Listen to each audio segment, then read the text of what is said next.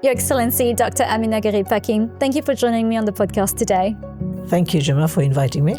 You were the 6th President of the Republic of Mauritius, and more importantly, you were the first ever female President of the Republic of Mauritius. It's an absolute honor to be speaking to you today. Thank you.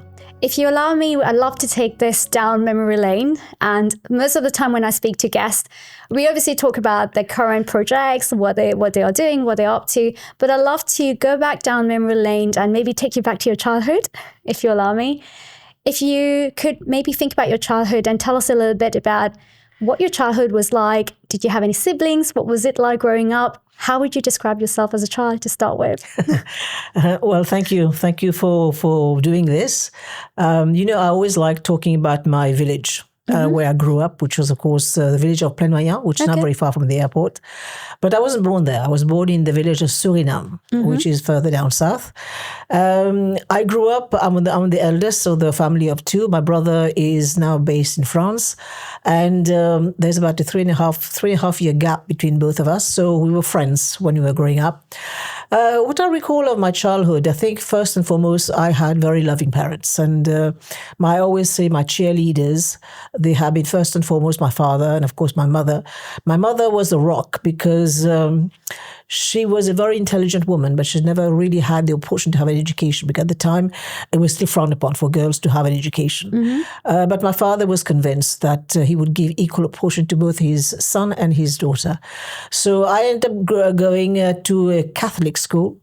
I insist on this because we are living in an era where it's become highly polarized, where everything is now focused on religion. But I'm Muslim by faith, and my father decided that I was going to go to the Catholic school because scholastically they give the best at the time, and I'm sure they still do. So I went to a primary school, a Catholic school, and then I went to, at the time education was not free.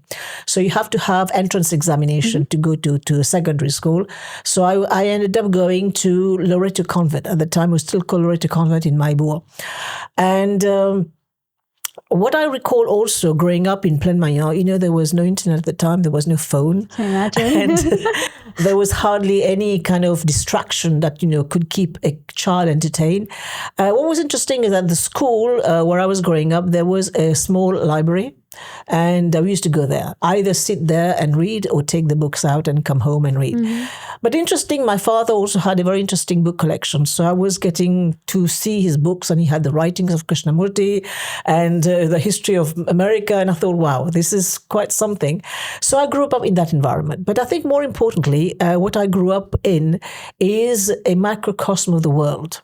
Right. Because we have all religions living side by side, and my neighbors were Hindus. They were what we call increasingly Tamils, Telugus, Christian. My school, the friends of my teacher were Christian, so there was no incongruity. And we lived with each other, and we were celebrating each other's festival and culture and tradition. So it was fantastic.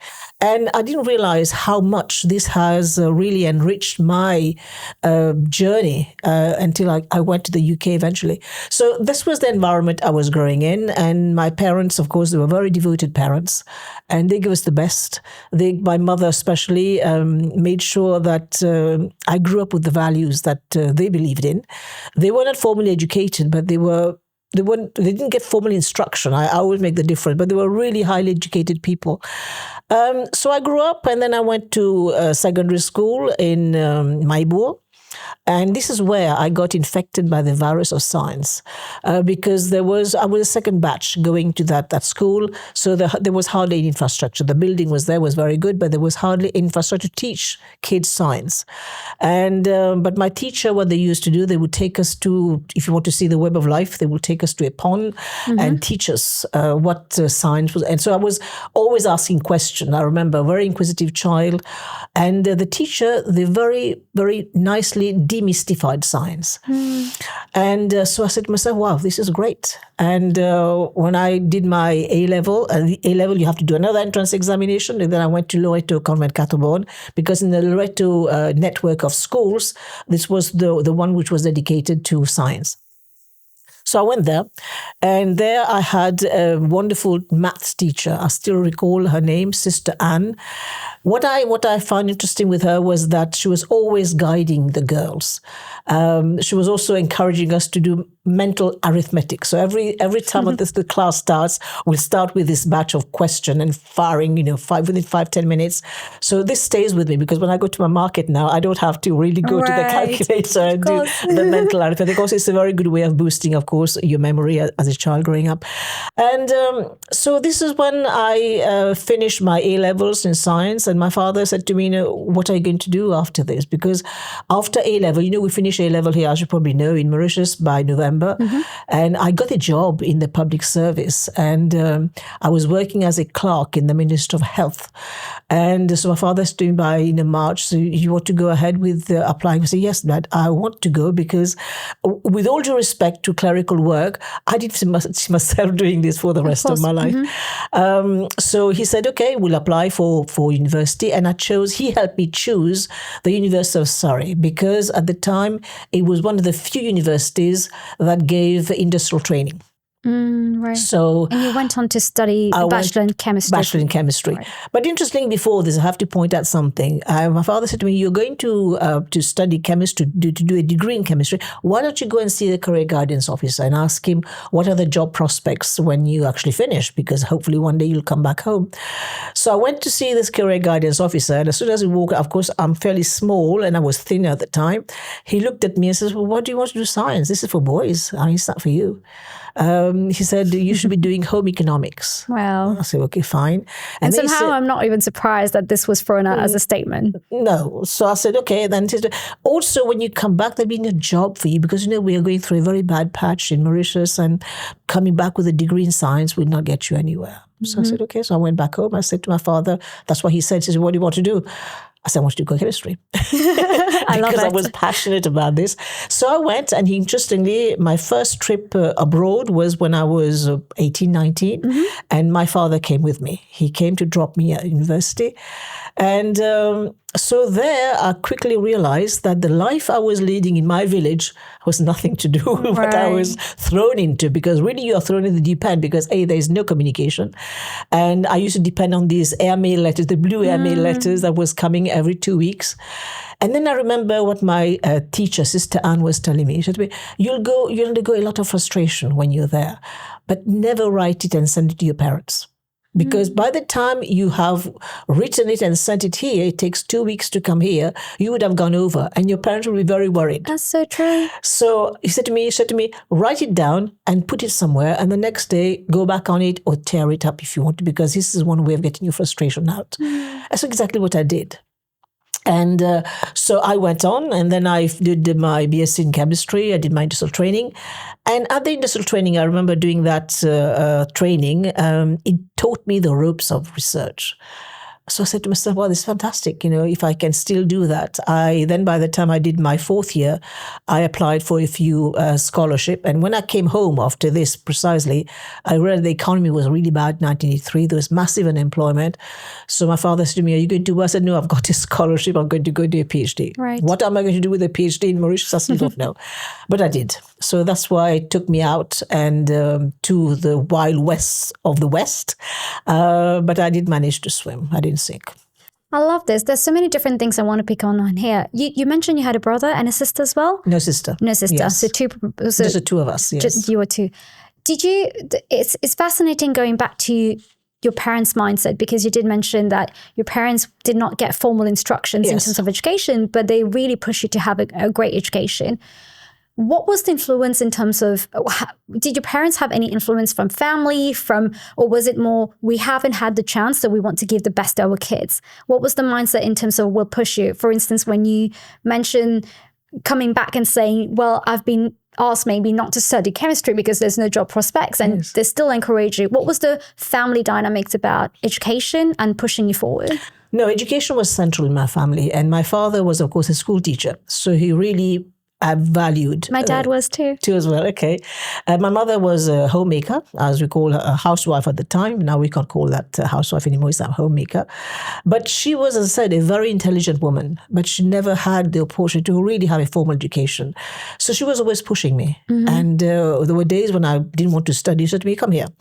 I said, why? She said, come in the kitchen. I go in there, do the dishes. And then she said to me, is that what you want to do for the rest of your life? Because that's what I do. So do something. And she was always pushing me to get back to where I should be. She felt I should be studying. And so they were really the rock. And my father was always telling me, there is nothing that you can't do. And that stayed with me. He would say something else when I left Mauritius, I trust you. So there was no need to say any more. And the trust, the bond with my family was very strong. And they really were behind my success. And even it didn't stop there, because when I came back, I got married, and they were there to support my growing, because I wanted both. I wanted family and I wanted a career as well. And so they gave me that house support, which women really need if they want to go further in life, because women, we want to have it all. We want to have a social life, we want to have family, we want to have a career, but you have to choose. And the ladder is not always well aligned in terms of timing. It's not aligned at all. And I got to learn that very, very fast. But they were there also to give me that support, the family support that I needed when I was traveling, when I was working. They were always there. And I love the anecdote and the tip maybe of writing down your frustrations and your feelings, because by the time your parent would receive that email, you would have digested the emotions. And maybe it's interesting how in our generation, certainly, we talk a lot about journaling. Yes. Like everyone loves to pen down their thoughts. And putting that into context and maybe into perspective, obviously we could send our frustration right away to our parents by dropping a WhatsApp or by dropping a call. Yes. But it's interesting how maybe putting that into perspective, the idea of journaling and letting our thoughts take its own course and parking it to the side and reflecting on it kind of makes sense. Yes, it did help actually. And I also was happy when I came here to realize that we've done each other a favor by not sending them this frustration, and you get over it, and you just carry on, just marshal on. Right. Yeah. And then you came back to Mauritius. What was the thinking process? Was coming home always a thing? Was that always at the back of your head? No, it was not actually, because when I came back in 1987, I had already my green card to go to the United States. I had a postdoc all lined up in Louisiana in Baton Rouge. And interestingly, you're not a scientist, but you will know that there was a Nobel Prize winner. He actually did a lot of work on the he was Buckminster, and he got the prize because he actually worked out a lot of, and it was his group, part of his group, that had offered me that position in Baton Rouge. I mean, he was working elsewhere, but part of his group was in Baton Rouge. And then I came back, and my mother said to me, "Are you going to go back again? Because you have been away for 7 years already." And then I said, "Okay." I applied for the position of lecturer at the University of Mauritius, and then it was so funny because they kept that position open for 6 months in case I wanted to change my mind and come back. Wow. Yeah. So, but I stayed, and as I always do, I have no regret. Lovely. At some point in your life, whether that was during the course of your education, work as a lecturer in Mauritius, eventually you got involved into politics and you became the first ever female president of Mauritius. Politics is the way of life. And I always say this. I was talking to the team before recording, and I said, this time around during my visit in Mauritius, I'm about to interview some political guests, and I want this to be a politically neutral conversation. But then I realized politics does get in the way of things. At what point did you realize that there was something pivotal happening in your life that could get you to take that sort of leap of faith and change the trajectory from your education, your work, to eventually becoming the president of Mauritius? Was there something there? Gemma, I am not a politician. And politics has just been really, I'll tell you the story. What happened was that I became the deputy vice chancellor at the University of Mauritius. And then I realized that I wasn't going to get the job of vice chancellor for many reasons, because I didn't tick the boxes. So I didn't get it. I applied 3 times. I didn't get it. So I said, well, this is the end of the journey as far as university is concerned. Can I stop you there and ask you, what were the boxes that you feel you didn't tick? I didn't tick the boxes because I was a woman. Well, that became secondary afterwards. I will tell you the story because I got to know all that when I went to the Equal Opportunities Commission. I wanted to know why I was not, what was deficient in my CV, because I felt I had the university administration experience. I was already a deputy vice chancellor. I was a dean before that. I had the research, and by the time I applied for that position of vice chancellor, I already got a DSc from the Sorbonne. So I thought there's something missing. What am I not ticking? Right. I took them to the equal opportunity because I said to them, I want to know which criteria I didn't meet for me not to get the job. Then I realized there was no criteria in the assessment and it was purely subjective. So, so I didn't pursue. I didn't go further. Then I had left because I had used my data that I had garnered in my research work and set up a company. I joined a holding company, and the holding company, they were already doing clinical research. And my partner at the time, Jean Leroux, he said, well, we can bring in your research work as one of the holding and we can set it up. So I was there. Well, that was, of course, way back in 2010-11. There is no ecosystem for this. There still isn't. When I say ecosystem, I mean when people want to become, now increasingly we talk about incubators, we talk about angel funding, we talk about venture capital, we talk about all these things. None of this was present. None of this still is. Academics are not really pushed to become entrepreneurs, yet it should be the way forward. So I said, okay, I'll take leave of absence. And I took 1 year off and said to the university, I want to go to the private sector. It was, of course, allowed within what we call the PRB, the Peer Research Bureau criteria. And so I went ahead and set up my own company. Then eventually I took my retirement in 2013. And by that time I had applied to the university 3 times. Then I took them to the Equal Opportunity Commission.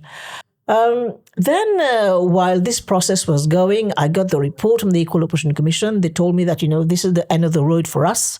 If you want to go further, you'll have to go to take them to court because there was no criteria. They have impinged on your rights because, we need to have criteria when you actually interview people for any position. Then I went to see a lawyer and he listened to my story. And then he said to me, you know what, that was already in September 2014. He said, we're going to go for election very soon and think about us putting your name for presidency. Didn't think much of it.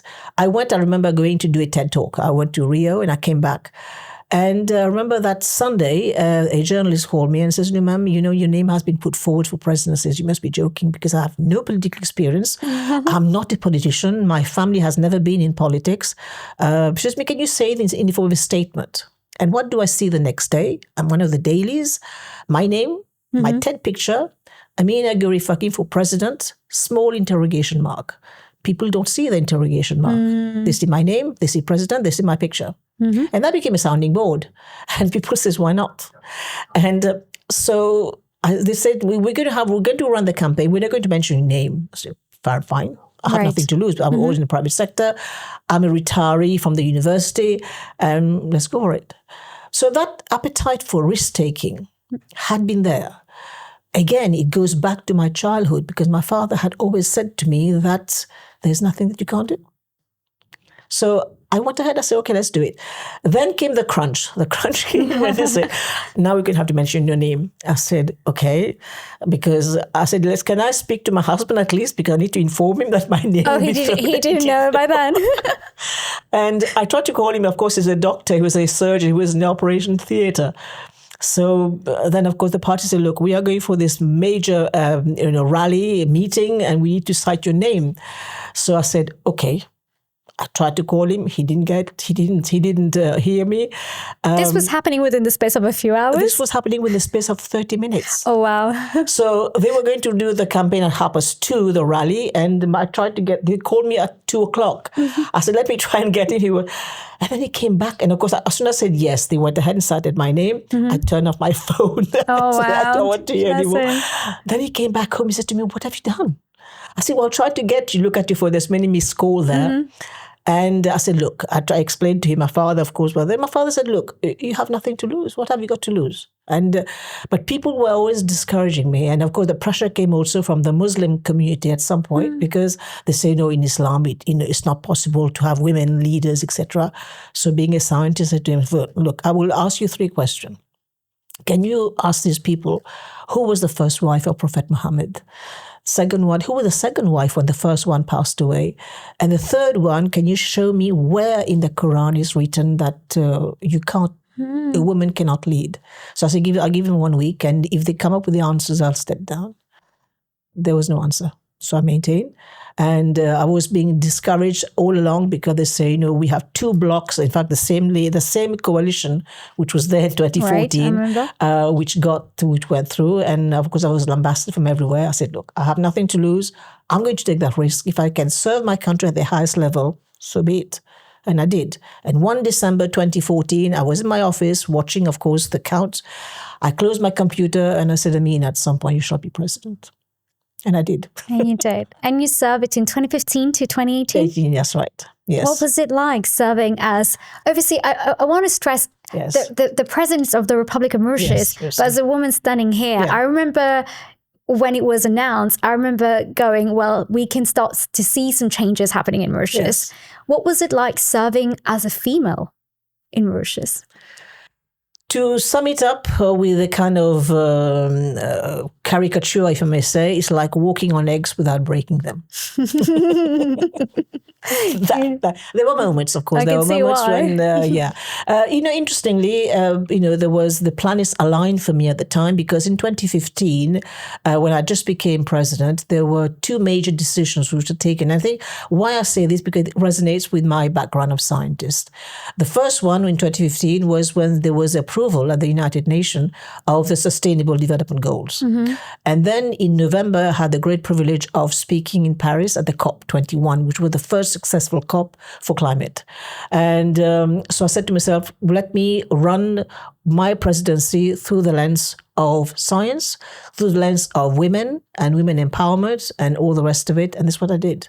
Right. But at the end of the day, what I really want to push is the empowerment of empowerment. And I think we're still behind when you go and look at the numbers in terms of women representation at the level of parliament. We still don't have it. We're still not there.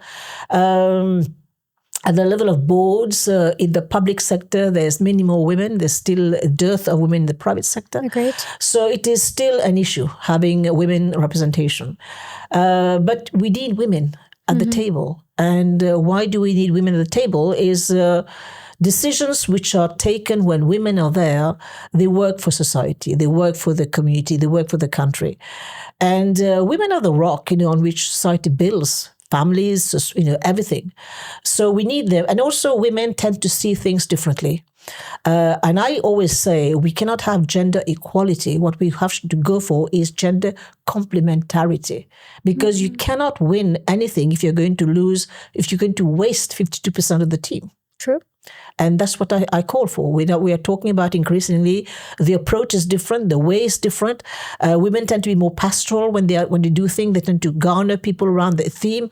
A man tends to be much more vertical. Women will not apply for a promotion until she's 120% ready, whereas a man 40%. Yeah, that's it. They will go and apply for. Yeah. So this is the approach that we need to actually build, and it can be done. It should be done, and bring in more people on the table, because women tend to do things differently. It's not necessarily bad, but it's different. But we need to understand and appreciate. I think countries that have appreciated this have really rolled out the red carpet, if I may use this analogy, have been Scandinavian countries, and we have seen the result. And the other country which has done so well when they actually introduced Title IX in the United States for women in sport, representation, empowerment, and everything else. And we have seen how women have really contributed to the economy of the country.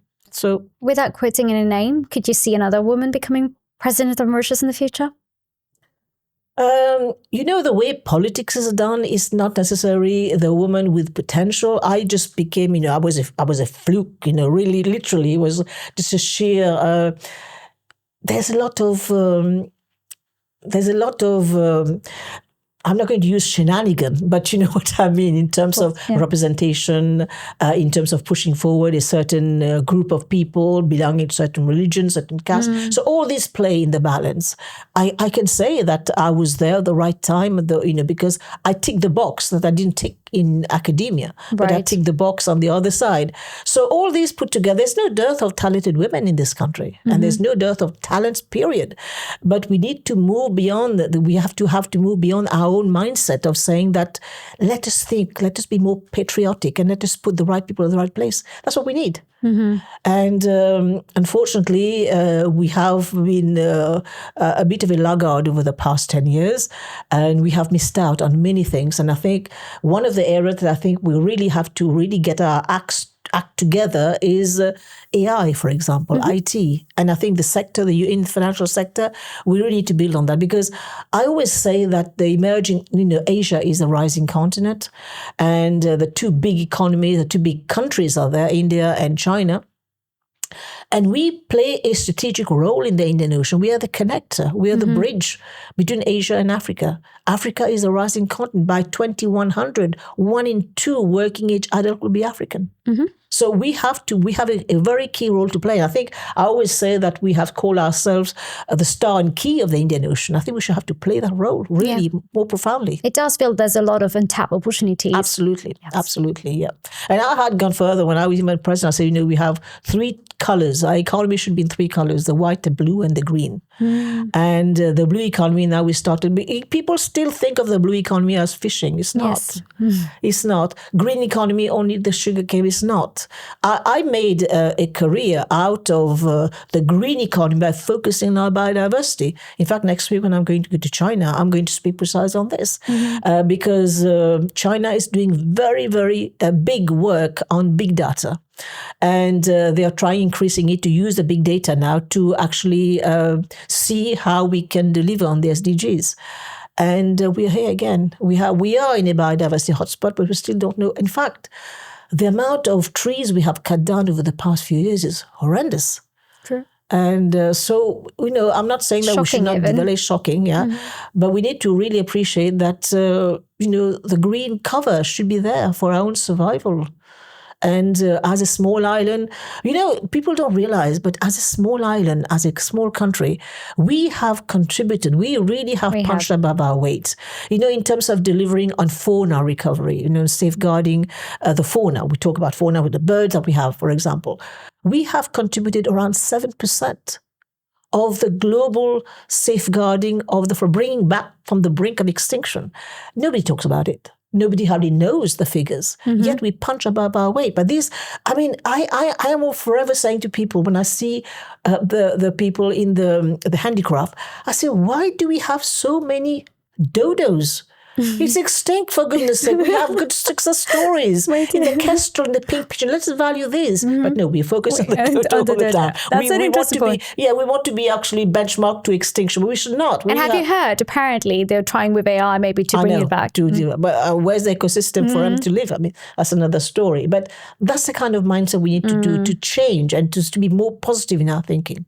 I think what's interesting, you have raised a really good point. We have contributed positively, but then we also haven't contributed to global warming or even the pollution across the world as much as big industrial states have. No, we can't. We're the tiny, whole story, but still. The whole story about Africa should not be using fossil fuel is kind of ludicrous, because Africa has hardly contributed, I think, less than 4%.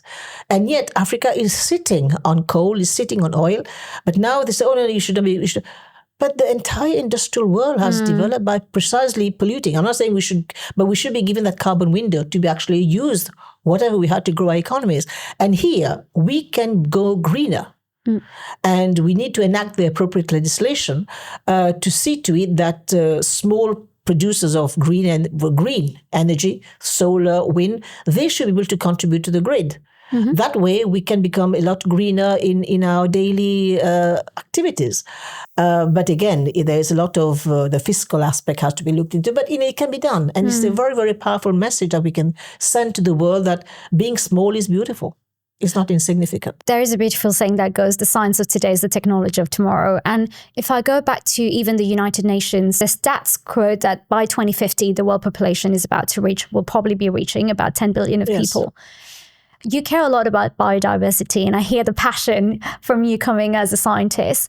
What is sustainable development to you when you put these different data points that we've talked about, the different conversations or conversation points that you've just raised? What is sustainable development to you if you were to put Mauritius into perspective, but also as a contribution to the bigger picture?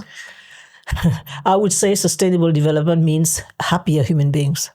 And there is a saying in Hindi, if you use the word, we have to go for something called roti kapra aur makan, which is people have to eat. They must be able to clothe themselves and have a house, right? And if you look at the entire SDGs, they're focused towards people being happy. And maybe we should have to really, really think about the economy, because if you look at a country like Bhutan, for them, the happiness index is their GDP. And if you look at the way we have focused on GDP from the purely economic perspective, it has always been extractive. And can we sustain that? And if we can't sustain it, what is the alternative? But at the end of the day, human has to be central.